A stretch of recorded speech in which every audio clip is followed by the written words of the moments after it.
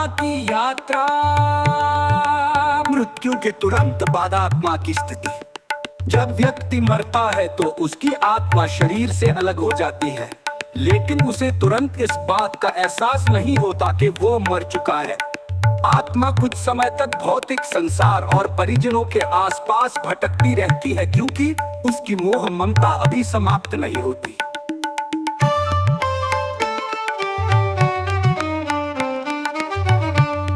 अनित्यं मानुषं देहं क्षणभंगुरमेव च, तस्मात् सर्वाणि कर्माणि सक्रियाणि भवान्यजेत्। अर्थ, मनुष्य का शरीर अनित्य और क्षणभंगुर है, इसलिए इसे सत्कर्मों में लगाना चाहिए। यमदूतों का आगमन। गरुड़ पुराण में बताया गया है कि यदि व्यक्ति ने जीवन में पाप कर्म अधिक किए हो तो यमदूत अत्यंत भयानक रूप में आते हैं और आत्मा को जबरन ले जाने का प्रयास करते हैं। यदि व्यक्ति ने पुण्य कर्म किए हो तो विष्णुदूत आते हैं और आत्मा को सम्मान पूर्वक ले जाते हैं।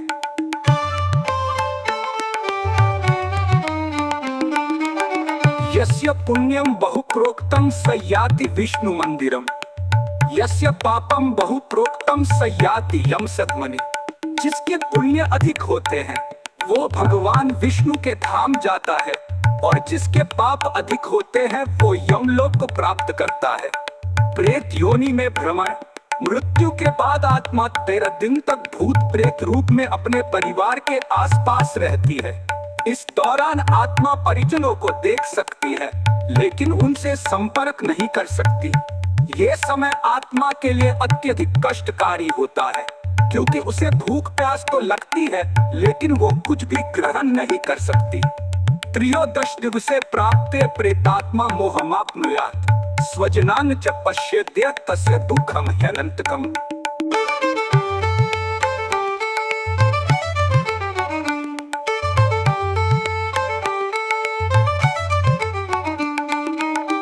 तेरहवें दिन के बाद प्रेतात्मा मोहग्रस्त हो जाती है और धीरे धीरे अपने परिजनों को देखना भी बंद कर देती है।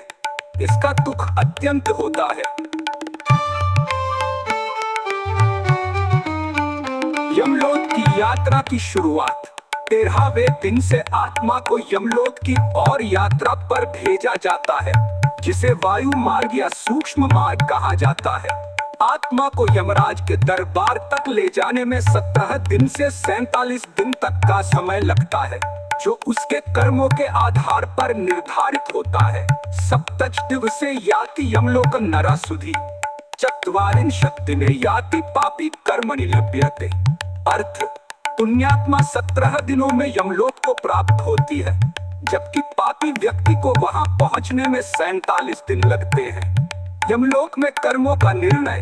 जब आत्मा यमलोक पहुंचती है तो यमराज उसके जीवन के कर्मों का हिसाब करते हैं। उसके आधार पर यह तय किया जाता है कि आत्मा को स्वर्ग, नरक, पुनर्जन्म या मोक्ष प्राप्त होगा।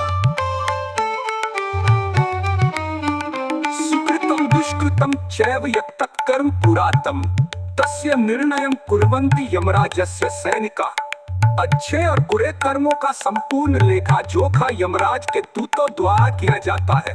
निष्कर्ष, गरुड़ पुराण के अनुसार मृत्यु के तुरंत बाद आत्मा कई प्रकार की मानसिक और आध्यात्मिक अवस्थाओं से गुजरती है। उसके कर्मों के आधार पर यह निर्धारित होता है कि उसे किस लोक में स्थान मिलेगा। इसलिए जीवन में अच्छे कर्म करने पर ही मृत्यु के बाद आत्मा को शांति और सद्गति प्राप्त होती है। सत्कर्मणां सदा पंथा सुकृतं तस्य जीवन, पाप कर्मणां तु नरकम यातेति निश्चितम।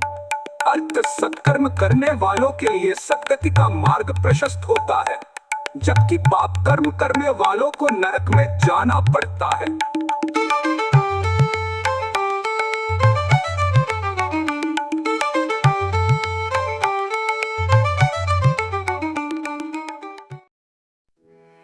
गरुड़ पुराण में कई महान श्लोक हैं जो जीवन, मृत्यु, कर्म, पुनर्जन्म, यमलोक और मोक्ष से संबंधित गूढ़ रहस्य प्रकट करते हैं।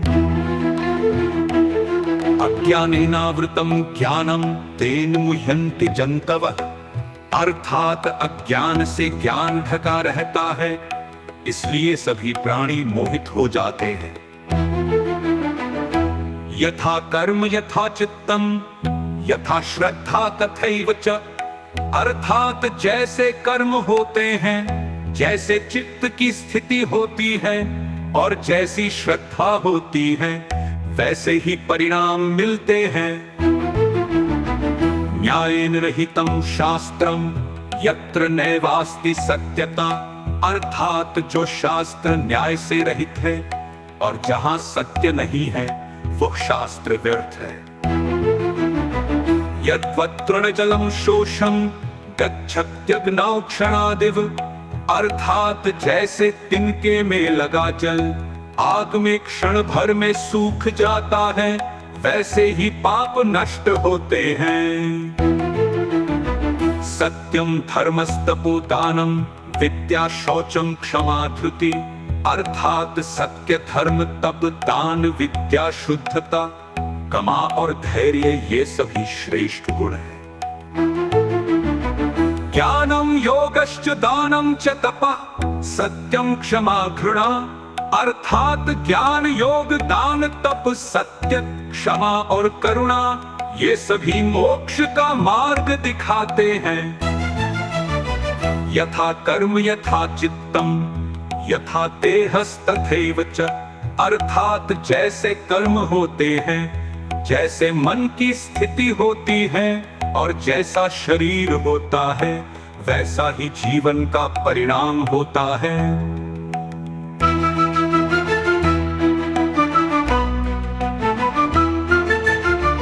पितॄणां तर्पणं कृत्वा पितृलोकं स गच्छति, अर्थात जो अपने पितरों का विधि पूर्वक तर्पण करता है वह पितृलोक को प्राप्त करता है। धर्मादर्थश्च कामश्च मोक्षश्चैव चतुर्विधः, अर्थात धर्म से अर्थ काम और अंततः मोक्ष की प्राप्ति होती है, यही चारों पुरुषार्थ हैं। ब्रह्मैवैकं जगत् सर्वं ब्रह्मैव परमं पदम, अर्थात संपूर्ण जगत ब्रह्म स्वरूप है और ब्रह्म ही परम पद है।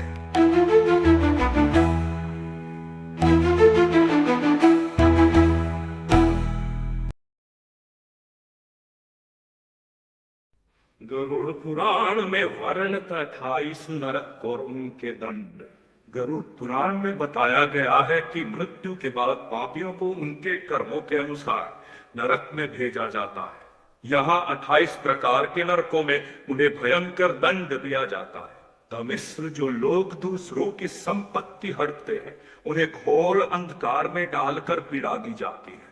अंधत मिश्र जो अपने परिवार को धोखा देते हैं, उन्हें मानसिक और शारीरिक यातना दी जाती है। रोर जो निर्दोष प्राणियों को सताते हैं, उन्हें जलते हुए सांपों से कटवाया जाता है। महारौरव जो जानबूझकर दूसरों को कष्ट पहुंचाते हैं, उन्हें आग में जलाया जाता है। कुंभी पाप जो मांसाहार करते हैं, उन्हें खौलते तेल में डाला जाता है। कालसूत्र जो माता पिता और गुरु का अपमान करते हैं, उन्हें तप्त भूमि पर चलाया जाता है। असिपत्रवन जो धर्म शास्त्रों का अपमान करते हैं, उन्हें तलवारों से भरे जंगल में दौड़ाया जाता है।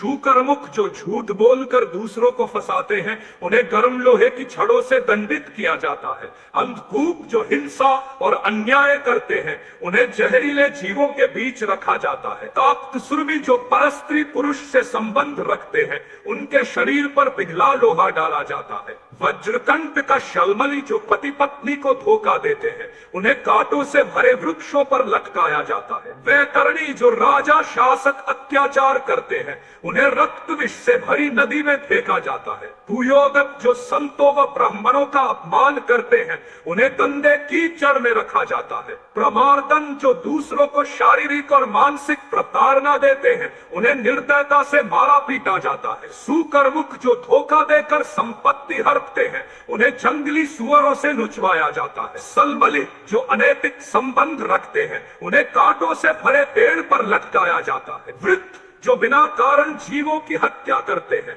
उन्हें चक्की में पीसा जाता है। जलमग्न जो जल को दूषित करते हैं उन्हें पानी में डुबोकर यातना दी जाती है। संघाती जो निर्दोषों को अपमानित करते हैं उन्हें भारी पत्थरों से कुचला जाता है। लोहशंकु जो झूठी गवाही देकर अन्याय करते हैं उन्हें लोहे की कीलों से छेदा जाता है। ग्रीष्मश्रुद्ध जो माता पिता की अवहेलना करते हैं उन्हें गर्म लोहे की जंजीरों से बांधा जाता है। दारुण जो धन के लिए हत्या करते हैं उन्हें अग्नि में जलाया जाता है। ग्रीष्मसूत जो शत्रुता के कारण निर्दोषों को पीड़ा देते हैं उन्हें गर्म रस्सियों से बांधा जाता। विद्युत जो समाज में अराजकता फैलाते हैं उन्हें बिजली के झटके देकर जलाया जाता। शूल क्रोध जो स्त्रियों का शोषण करते हैं उन्हें कीलों से दंडित किया जाता। दंशन जो नशीले पदार्थों से समाज को दूषित करते हैं उन्हें जहरीले सांपों से कटवाया जाता है। पंचसूला जो घोर पापी होते हैं उन्हें जलाना, काटना, पीटना, कुचलना और नोचना जैसी यातनाएं दी जाती है। अशुचि जो अपने धर्म, जाति या परिवार को नुकसान पहुंचाते हैं उन्हें मलमूत्र में रखा जाता है। गरुड़ पुराण हमें सिखाता है कि मृत्यु के बाद व्यक्ति को अपने कर्मों का फल अवश्य भोगना पड़ता है। अतः हमें सत्कर्म करने चाहिए ताकि नरक की यातनाओं से बचा जा सके।